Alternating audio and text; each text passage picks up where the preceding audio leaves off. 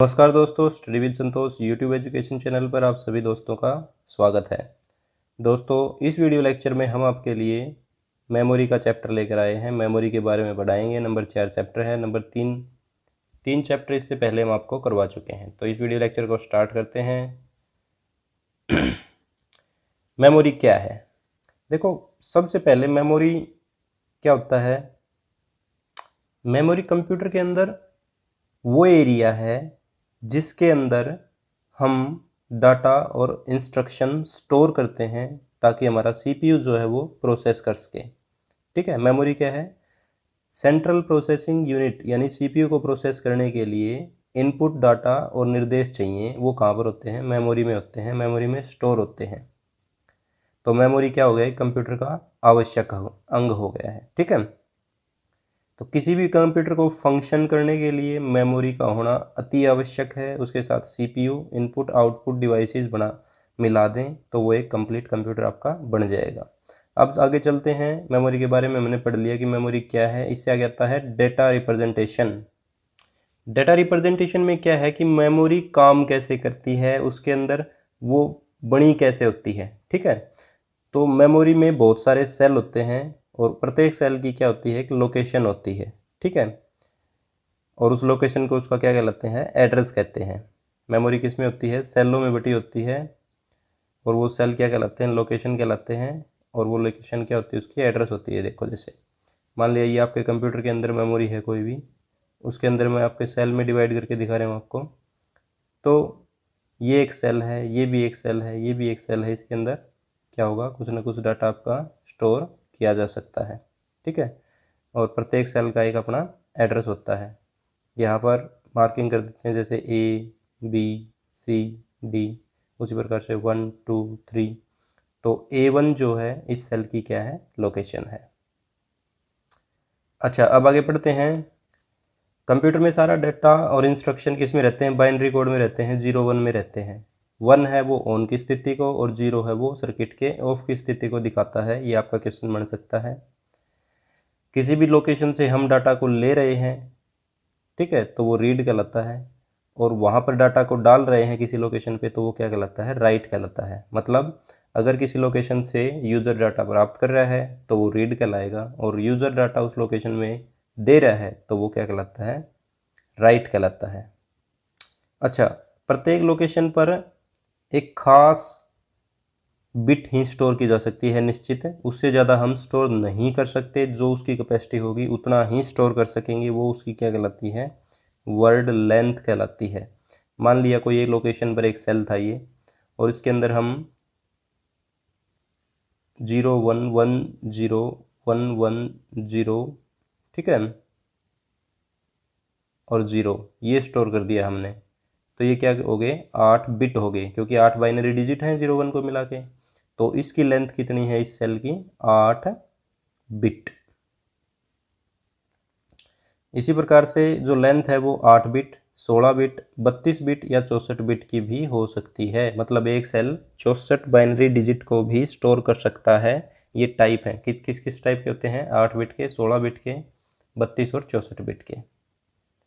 अब यहाँ पर डाटा सिस्टम के बारे में दिया गया है कि कौन सा डाटा सिस्टम किस तरह से स्टोर करता है। तो जो EBCDIC यानी extended binary coded decimal interchange code है वो 8 बिट का होता है। और ASCII यानी American standard code for information interchange 7 bit के और 8 बिट के समूह होते हैं। जो 7 बिट वाले होते हैं वो 128 करैक्टर लिख सकते हैं, और जो 8 बिट वाले होते हैं वो 256 करैक्टर लिख सकते हैं। ये आपके एग्जाम में पूछा जा सकता है।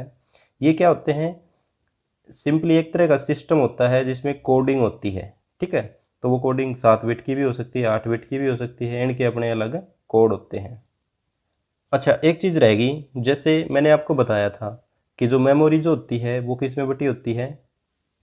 ऐसे सेल्स में बटी होती है ना। और सेल्स के अंदर क्या होता है? प्रत्येक सेल का एक अपना एड्रेस होता है। जैसे घरों का एड्रेस होता है वैसे ही सेल का एड्रेस होता है। ठीक है। अब मान लिया इस सेल के अंदर 8 बिट डाटा स्टोर है।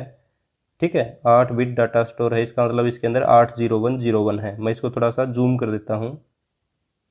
जूम मतलब ये सेल को हमने बड़ा कर दिया। ठीक है। और इसके अंदर हमने 0 1 1 1 0 ये स्टोर कर दिया। ये तो हमने डायरेक्ट लिख दिया, लेकिन इसका मतलब क्या है? इसका मतलब 0 है ये ऑफ स्टेट में है, 1 है ये ऑन स्टेट में, 1 ऑन स्टेट में और 0 ऑफ स्टेट में, सो ऑन। ठीक है। अब 0 1 का मतलब क्या है? समझने वाली बात है ना। 0 1 का मतलब क्या है?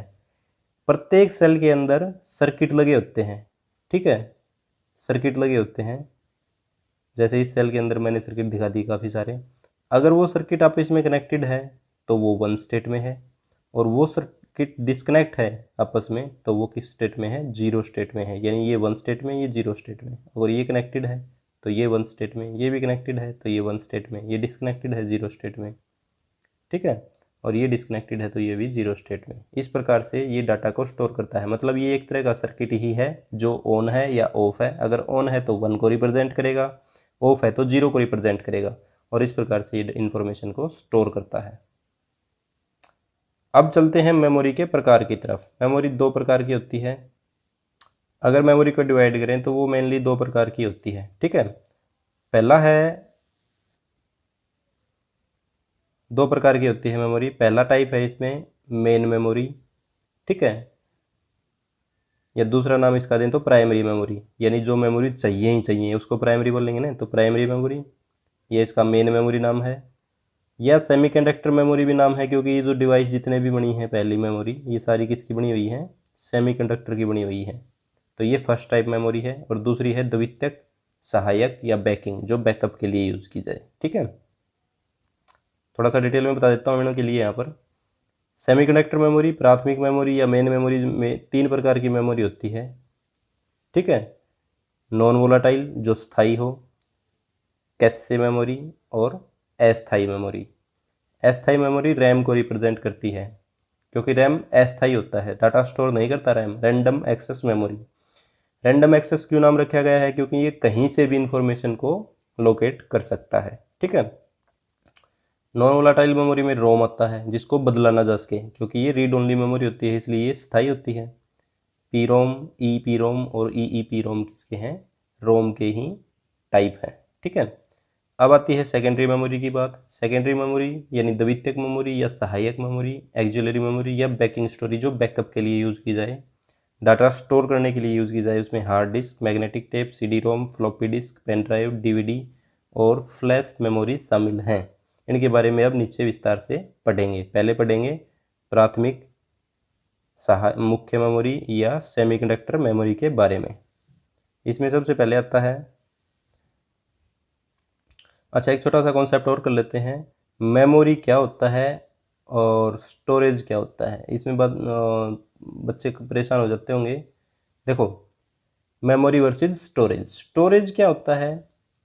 कोई भी डिवाइस जो डाटा को स्टोर कर सकता है स्टोरेज कहलाता है। जैसे आपकी पेन ड्राइव है, डीवीडी है, चिप है, ये सब क्या है? स्टोरेज है, जिनके अंदर डाटा नहीं होता। लेकिन मेमोरी क्या है? मेमोरी एक लोकेशन है जिसके ऊपर एक डाटा होता है। जैसे कंप्यूटर के अंदर आपकी रैम है, रैम क्या है? मेमोरी है। ठीक है, रोम है, रोम है, मेमोरी है, क्योंकि उसके अंदर पहले से डाटा होता है, उस डाटा को हम एक्सेस करते हैं, यूज़ करते हैं। तो स्टोरेज एक डिवाइस है डायरेक्टली, और मेमोरी एक लोकेशन है जिसके अंदर डाटा होता है। ठीक है, अब बात करते हैं सेमीकंडक्टर मेमोरी या प्राइमरी मेमोरी या मेन मेमोरी के बारे में। ठीक है, आंतरिक मेमोरी, सेमीकंडक्टर मेमोरी या मुख्य मेमोरी के बारे में हम यहाँ पर बात करेंगे। सबसे पहली बात तो ये है कि ये कंप्यूटर के अंदर रहती है, तो इसको तेज़ी से एक्सेस करता है कंप्यूटर। ठीक है, तीव्र और प्रत्यक्ष प्रयोग होता है सीपीयू के द्वारा प्राइमरी मेमोरी का या मेन मेमोरी का या सेमीकंडक्टर मेमोरी का। रोम, रोम का मतलब होता है रीड ओनली मेमोरी, जिसको केवल पढ़ा जा सके। देखो इसके नाम से ही पता चल रहा है, रीड ओनली मेमोरी, जिसको केवल पढ़ा जा सके, न उसमें चेंज किया जा सकता है, न परिवर्तित किया जा सकता है, न नष्ट किया जा सकता है। ऐसी मेमोरी स्थायी मेमोरी होती है, यानी नॉन वोलाटाइल। देखो वोलाटाइल का मतलब होता है अस्थायी, उसके आगे नॉन लग गया तो इसका मतलब उल्टा, यानी स्थायी। तो ये एक स्थायी मेमोरी है, यानी नॉन वोलाटाइल मेमोरी है, जिसको कंप्यूटर में स्थायी रूप से डाटा रखने के लिए प्रयोग में लिया जाता है। ठीक है, यहाँ पर एक इमेज दी गई है, एक क्लियर इमेज भी आपको मैं दिखा दूंगा। ये है रोम। रोम मदरबोर्ड के ऊपर, मदरबोर्ड क्या होता है, जिसके ऊपर सारे कंप्यूटर के कंपोनेंट लगे होते हैं, एक ऐसी चिप होती है कंप्यूटर के अंदर, ठीक है। निर्माण के समय ही इसमें निर्देश डाल दिए जाते हैं, जब ये बनाई जाती है तभी इसमें इंस्ट्रक्शन डाल दिए जाते हैं, और जब कंप्यूटर को स्विच ऑन करते हैं तो ये ऑटोमेटिकली क्या हो जाती है, स्टार्ट हो जाती है, काम करने लग जाती है। और कंप्यूटर को बंद कर दें तो भी रोम का डाटा बना रहेगा। इसके ऊपर एक डिवाइस प्रोग्राम होता है BIOS, basic input output system. ये फुल फॉर्म आपको याद रखनी है, BIOS basic input output system के नाम से जाना जाता है। रोम के ऊपर होता है, ये कंप्यूटर को चलाने में सहायक होता है। ये क्या करता है, जैसे ही हम कंप्यूटर को स्टार्ट करते हैं तो इसका नाम दिया गया है इनपुट आउटपुट। तो ये इनपुट और आउटपुट डिवाइसेस को जो इससे कनेक्टेड हैं, चाहे वो मेमोरी हो चाहे आउटपुट में कोई डिवाइस हो, सबको चेक करता है रैंडमली, ठीक है, एक एक करके सीरियल में चेक करता है। और अगर कोई किसी में कोई चीज़ अवेलेबल नहीं होती तो उसका एरर भी शो कर सकता है। BIOS रोम के अंदर ही उपस्थित होता है ये, ठीक है। अब चलते हैं रोम का पहला टाइप पी रोम, ठीक है। ये तो ऐसी रोम थी जिसको बदला नहीं जा सकता, लेकिन आगे ऐसी रोम भी आ जाएंगी जिसको बदला जा सकता है, यानी प्रोग्रामेबल रीड ओनली मेमोरी, जिसको प्रोग्राम किया जा सकता है, ठीक है। ये भी एक स्थायी मेमोरी है, लेकिन यूजर इसे एक बार प्रोग्राम कर सकता है, और प्रोग्राम करने की जो प्रक्रिया है वो बर्न कहलाती है, ठीक है। उसके बाद इसमें प्रोग्राम नहीं हो सकता। प्रोग्रामेबल रीड ओनली मेमोरी को सिर्फ एक बार ही प्रोग्राम किया जा सकता है, उसके बाद फिर वो सिंपल रोम की तरह बिहेव करने लग जाएगी। देखो, पहली बात बर्न छोड़ गया मैं। बर्न क्या होता है, मान लिया आपको कोई मेमोरी दे दी जिसके अंदर कुछ नहीं है, फिर आपने उसके अंदर इंस्ट्रक्शन डाल दिए, पहले सेल में कुछ डाल दिया, दूसरे में कुछ, तीसरे में कुछ, चौथे में कुछ, और इस प्रकार से सोन सारा आपने क्या कर दिया, इंस्ट्रक्शन डाल दिए। ये जो इंस्ट्रक्शन राइट करने की प्रक्रिया है ये क्या कहलाती है, बर्न कहलाती है, ठीक है। निर्देश लिखने की प्रक्रिया क्या कहलाती है, बर्न कहलाती है, ठीक है। अब चलते हैं नेक्स्ट टाइप की तरफ, रोम के EP रोम। देखो, पी रोम का मतलब तो वही है, प्रोग्रामेबल रीड ओनली मेमोरी, लेकिन ई का मतलब क्या हो गया, इरेजेबल, मतलब जिसको मिटाया भी जा सके और प्रोग्राम भी किया जा सके। ये भी एक स्थायी मेमोरी है, लेकिन बर्निंग प्रक्रिया को पराबैंगनी किरणों की सहायता से हम क्या कर सकते हैं, रिपीट कर सकते हैं। जो पराबैंगनी किरणें हैं उनकी सहायता से बर्निंग प्रक्रिया, जो मतलब प्रोग्राम लिखने की प्रक्रिया है रोम की, उसको दोहराया जा सकता है, यानी अल्ट्रावायलेट रेज की सहायता से। इसलिए इसको अल्ट्रावायलेट EP रोम भी कहते हैं। तो इरेजेबल प्रोग्रामेबल मेमोरी को पराबैंगनी किरणों की सहायता से फिर से प्रोग्राम या बर्न किया जा सकता है। इसके बाद आता है EEP रोम, ठीक है। ये भी रोम का एक टाइप है, ठीक है। देखो, पी रोम का तो मतलब वही है, प्रोग्रामेबल रीड ओनली मेमोरी, लेकिन ई का मतलब फिर से वही है, इरेजेबल, जिसको इरेज भी किया जा सकते हैं। लेकिन डबल ई है इसका मतलब, पहले ई का मतलब है इलेक्ट्रॉनिकली। अब हमें ये जो रोम की टाइप है इसमें पराबैंगनी किरणों की जरूरत नहीं है। इसमें ये काम किसकी सहायता से किया जा सकता है, इलेक्ट्रिक पल्स की सहायता से, विद्युत पल्स की सहायता से, यानी अपने कंप्यूटर की सहायता से ही हम क्या कर सकते हैं, बर्निंग प्रक्रिया को दोहरा सकते हैं। यानी हमारे रोम जो है, यानी जो रीड ओनली मेमोरी है, उसको हम रीराइट कर सकते हैं, ठीक है। और फिर ये स्थायी रोम की तरह व्यवहार करने लग जाएगी। तो EEP रोम में क्या कर सकते हैं, हम विद्युत पल्स की सहायता से हम इसको फिर से बर्निंग प्रक्रिया को दोहरा सकते हैं। तो ये थे रोम के टाइप, रोम, पी रोम, EP रोम और EEP रोम। अब आते हैं नेक्स्ट मेमोरी, जो हमारी कैशे मेमोरी है। देखो, कैशे मेमोरी बहुत तेज़ होती है, बहुत तेज़, साइज़ बहुत छोटा होता है और महंगी होती है, ये आपको याद रखना है। अच्छा, इसका कार्य क्या है, देखो, ये मान लिया हमारी मेमोरी है। मेमोरी के बारे में तो हमने पढ़ लिया, किस तरह से काम करती है, किस तरह उसमें डाटा स्टोर होता है। और ये हमारा CPU है। CPU क्या करता है, प्रोसेस करता है जो भी डाटा उसको मिलता है। लेकिन डाटा कहाँ से मिलता है CPU को, मेमोरी से मिलता है। मेमोरी से डाटा आता है, CPU को मिलता है। लेकिन होता क्या है कि मेमोरी CPU की प्रोसेस के हिसाब से स्लो हो जाती है, मतलब जितना डाटा CPU को चाहिए उस हिसाब से मेमोरी इसको नहीं दे सकती। तो इसके बीच में हम क्या करते हैं, एक छोटी सी मेमोरी और इंस्टॉल कर देते हैं। जो डाटा मेमोरी से बार बार ले रहा है CPU चलाने के लिए, जो डाटा CPU मेमोरी से बार बार ले रहा है, उस डाटा को क्या कर लेते हैं, इस मेमोरी में स्टोर कर लेते हैं। इस मेमोरी का साइज छोटा होता है, छोटी मेमोरी होती है, ठीक है, शॉर्ट होती है ये, मतलब 2 MB के आसपास की ज़्यादा से ज़्यादा, ठीक है। लेकिन ये बार बार प्रयोग में होने वाली मेमोरी को स्टोर कर लेती है, और ये काफ़ी तेज़ होती है मेमोरी। इसको हम कैशे मेमोरी कहते हैं, CACHE, कैशे मेमोरी, यही इसका फंक्शन है। जैसा कि यहाँ पर दिखाया गया है, मुख्य मेमोरी से कैशे मेमोरी और फिर CPU में डाटा जाता है। कैशे मेमोरी फास्ट होती है, सेंट्रल प्रोसेसिंग और मुख्य मेमोरी के बीच में होती है। बार बार प्रयोग में आने वाले डाटा को और निर्देशों को क्या कर लेती है, ये स्टोर कर लेती है। इससे मेमोरी और प्रोसेसर के बीच का अवरोध खत्म हो जाता है और मेमोरी से डाटा पढ़ने की CPU की गति और प्रोसेस करने की गति में काफ़ी सुधार आ जाता है। ठीक है, मतलब कंप्यूटर को स्पीड अप करने के लिए हम क्या करते हैं, कैशे मेमोरी का यूज करते हैं। अब आती है दूसरे टाइप की मेमोरी, रैंडम एक्सेस मेमोरी, जो वो रोम थी आपकी, ठीक है, और जो ये रैम है यानी रैंडम एक्सेस मेमोरी, ये दोनों ही क्या है, सेमीकंडक्टर मेमोरी हैं। मतलब ये सेमीकंडक्टर मटेरियल की सहायता से बनती हैं। रैंडम एक्सेस मेमोरी इसका क्यों नाम रखा गया है, क्योंकि ये देखो यहाँ पर पिक दिखाई गई है, दूसरी दिखा दूंगा मैं आपको, क्योंकि इसके अंदर जो डाटा होता है रैंडम एक्सेस मेमोरी के अंदर, ये मेमोरी कहीं से भी रैंडमली, ठीक है, उसको क्रमबद्ध पढ़ने की जरूरत नहीं है इसको, ठीक है, आप जिस सेल के ऊपर चाहें डायरेक्टली उसके ऊपर जाके ये डाटा को पढ़ सकती है। मतलब रैंडमली कहीं से भी डाटा को एक्सेस कर सकती है, इसलिए इसका नाम क्या रख दिया गया, रैंडम एक्सेस मेमोरी।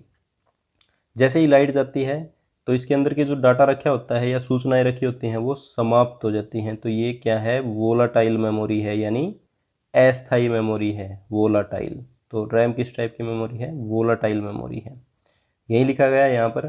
कंप्यूटर में सबसे ज़्यादा उपयोग होने वाली मेमोरी है। जैसे आपके आजकल जो मोबाइल फ़ोन है 2GB RAM, 3GB RAM, 8GB RAM, 12GB RAM के अंदर आ रहे हैं, ठीक है। ये वोलाटाइल मेमोरी है यानी अस्थायी मेमोरी है।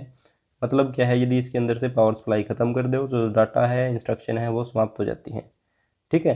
जैसा कि इसके नाम से पता है, रैंडम एक्सेस मेमोरी मतलब डाटा को कहीं से भी पढ़ा जा सकता है, क्रमबद्ध पढ़ने की आवश्यकता नहीं है। रीड और राइट करने की डाटा को स्पीड काफ़ी तेज़ होती है। मतलब रैम एक स्पेस है जहाँ डाटा लोड होता है और काम करता है, ठीक है।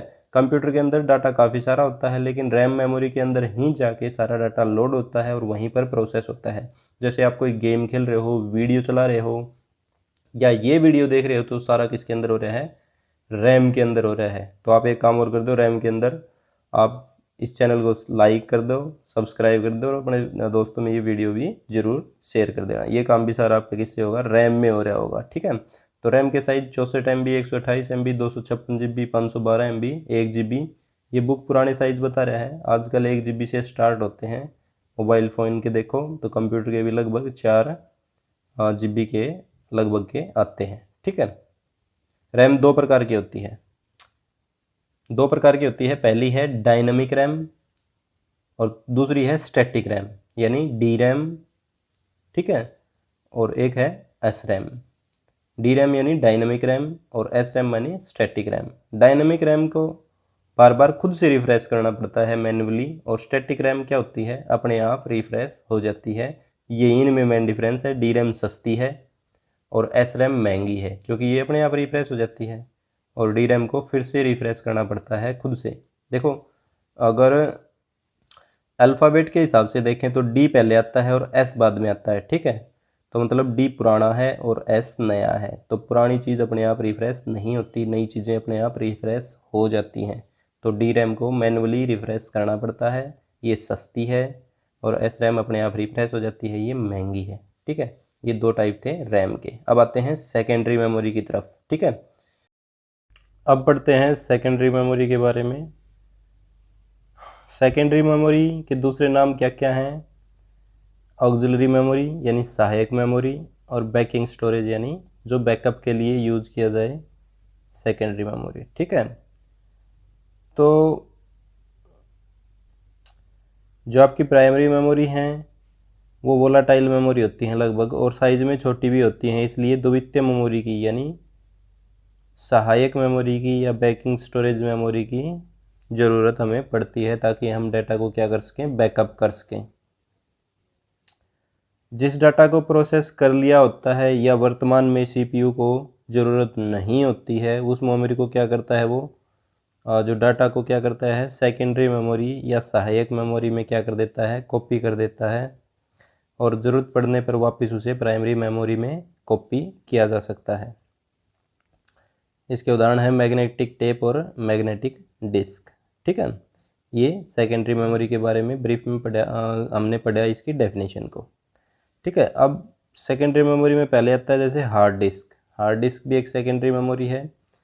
हार्ड डिस्क क्या करती है, सीपीयू के अंतर्गत डेटा स्टोर करने की ये प्रमुख डिवाइस होती है। ठीक है, ये डिस्क जो होती है दूसरी डिस्कों की तुलना में ज़्यादा डाटा स्टोर कर सकती है, विश्वसनीय होती है और तीव्र गति भी प्रदान करती है। ठीक है, ये डिस्क एक पैकेट के अंदर होती है, मतलब इसका मॉड्यूल इसी तरह होता है कि रीड राइट हेड जो होते हैं वो क्या होते हैं, इसके साथ ही अंदर ही सीलबंद रहते हैं। तो इसके अंदर ये वातावरण की धूल या खरोंच वगैरह से भी इसमें सेफ्टी रहती है। ठीक है, ये किसी भी ट्रैक को सीधे पढ़ या लिख सकता है उस ट्रैक के सेक्टर पर जाकर। ठीक है, ट्रैक और सेक्टर के बारे में मैंने पहले आपको बताया था। मान लिया कोई डिस्क है तो उस डिस्क के को फॉर्मेट किया जाता है, फॉर्मेटिंग। ठीक है, फॉर्मेटिंग क्या होती है, डिस्क को ट्रैक और सेक्टरों में बांटा जाता है और फिर सेक्टरों में क्या किया जाता है, डाटा को स्टोर किया जाता है। तो जो ये ट्रैक कैसे होते हैं, जैसे आपका रनिंग करने का ट्रैक नहीं होता गोल, और सेक्टर, ठीक है, छोटे छोटे हिस्से उसमें बांट दिए जाते हैं। तो ये ट्रैक और सेक्टर बनाने की प्रक्रिया होती है, ये क्या कहलाती है, फॉर्मेटिंग कहलाती है। तो अगर हम हार्ड डिस्क की बात करें तो हार्ड डिस्क में ये क्या करता है, किसी भी ट्रैक को किसी भी सेक्टर पर सीधे जाके इसका जो हेड है वो डाटा को पढ़ना या लिखने का कार्य यानी रीड और राइट का कार्य कर सकता है। हार्ड डिस्क को सामान्यतः हम सी ड्राइव के नाम से जानते हैं। जब आप अपने कंप्यूटर को चला रहे होते हो तो देख लेना उसके अंदर सी ड्राइव ज़रूर मिलेगी। ठीक है, जो प्रोग्राम और डाटा होते हैं कंप्यूटर के अंदर जो इंस्टॉल्ड होते हैं वो इसी ड्राइव के अंदर आपके होते हैं। ठीक है, ज़रूरत के अनुसार अलग अलग इसके साइज़ होते हैं, उपयोग के अनुसार 10 GB, 20 GB, 40 GB, 80 GB। मैंने आपको पहले बता दिया कि ये पुराने साइज़ हैं।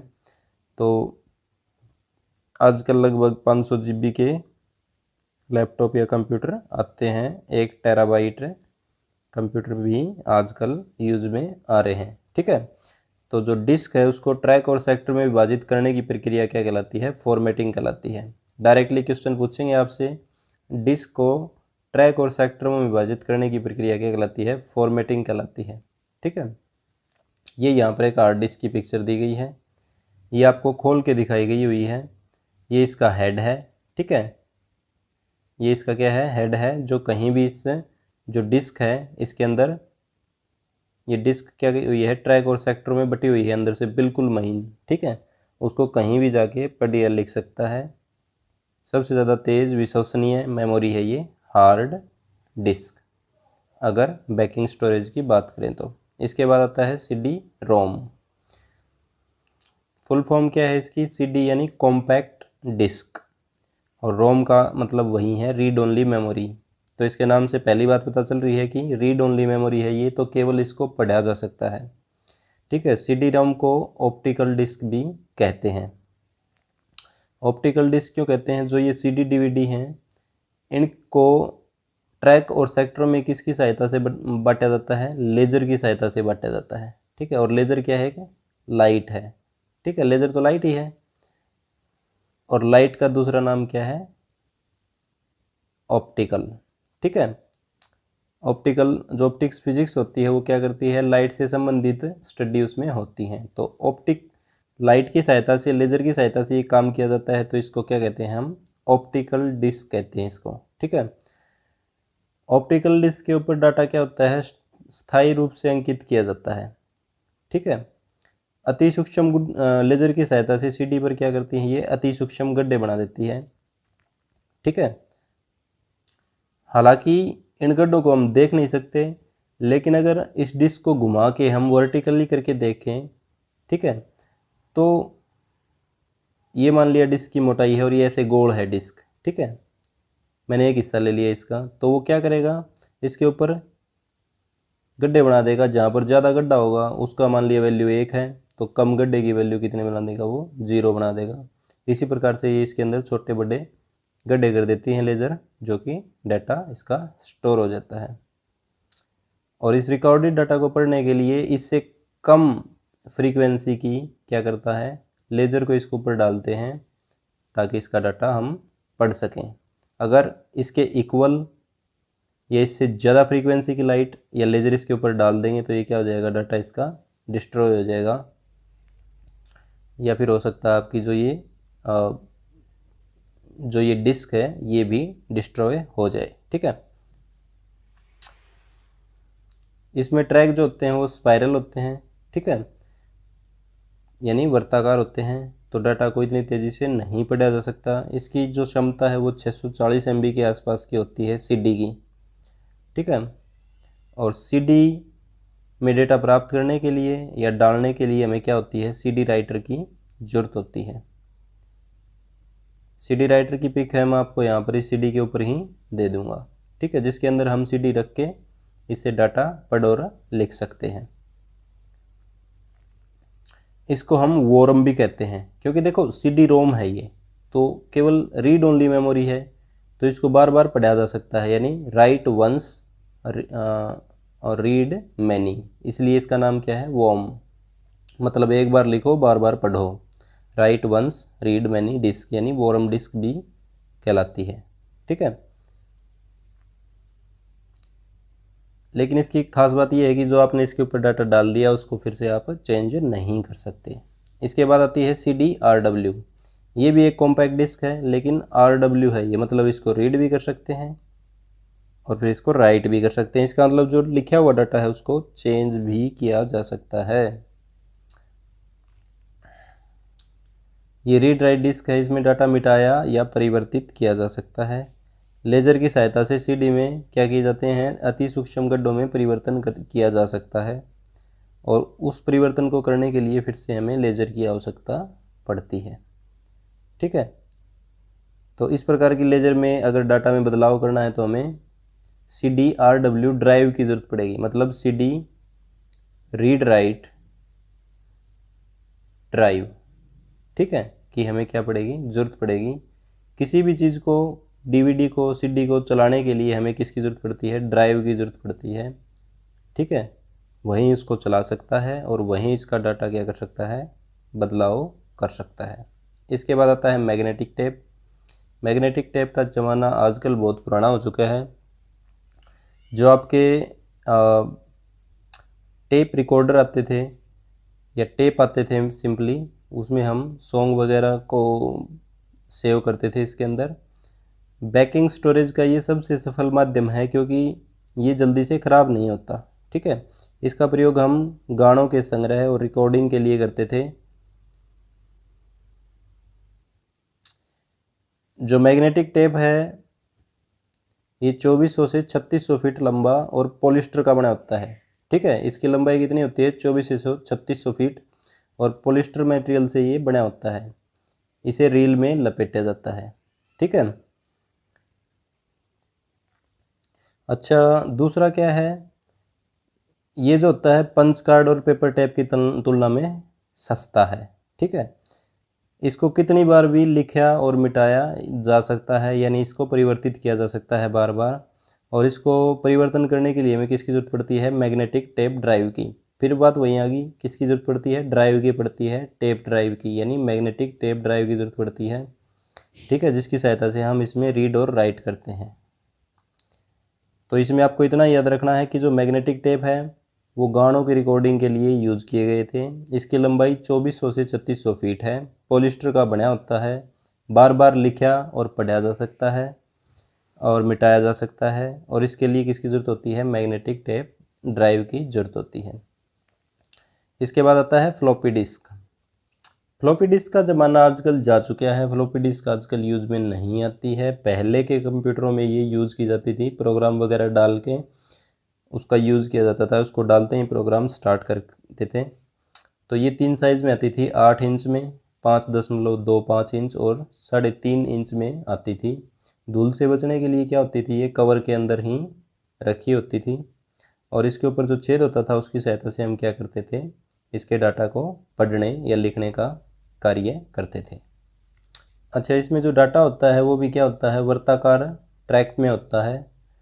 और लिखा और पढ़ा जाता है, और ये भी क्या है कि एक्सटर्नल मेमोरी है। तो फ्लॉपी डिस्क का ज़माना जा चुका है और इससे कोई क्वेश्चन भी आपका ऐसा कुछ खास नहीं बनेगा। इसके बाद आता है डीवीडी, डिजिटल वर्साटाइल डिस्क।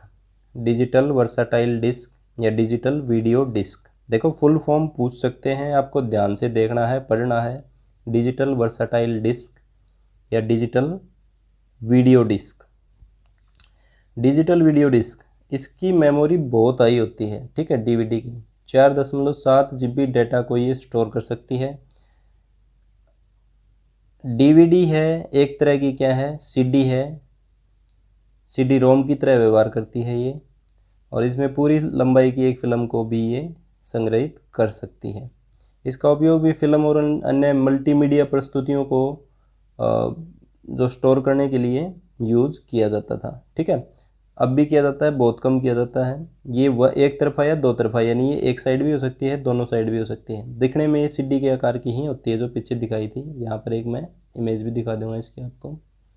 अगर दोनों तरफा डीवीडी है तो इसमें 17 GB तक का वीडियो, ऑडियो या कोई भी अन्य डाटा आपका स्टोर किया जा सकता है।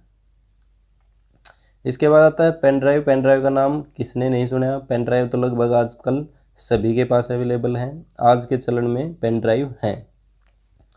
इसके आगे क्या लगा होता है कि यूनिवर्सल सीरियल बस लगा होता है, यानी USB। मतलब ये जो इसका हेड है कंप्यूटर के, USB यानी यूनिवर्सल सीरियल बस से अटैच हो सकता है, और फिर हम इसकी सहायता से क्या करते हैं, कंप्यूटर और इसके बीच डाटा को क्या कर सकते हैं, स्थानांतरण कर सकते हैं। ये डाटा को स्टोर कर सकता है, एक स्टोरेज डिवाइस है सेकंड या मतलब सेकेंडरी टाइप का, ठीक है। किसी भी USB पोर्ट में इसको प्लग करके डाटा को स्टोर किया जा सकता है। इसको फ्लैश ड्राइव भी कहते हैं। पेन ड्राइव का दूसरा नाम क्या है, फ्लैश ड्राइव, ठीक है। ये क्या है, एक तरह की EEPROM, ठीक है। देखो मैंने आपको पढ़ाया था, जो EEPROM है इसका फुल फॉर्म क्या है, electronically erasable programmable read only memory.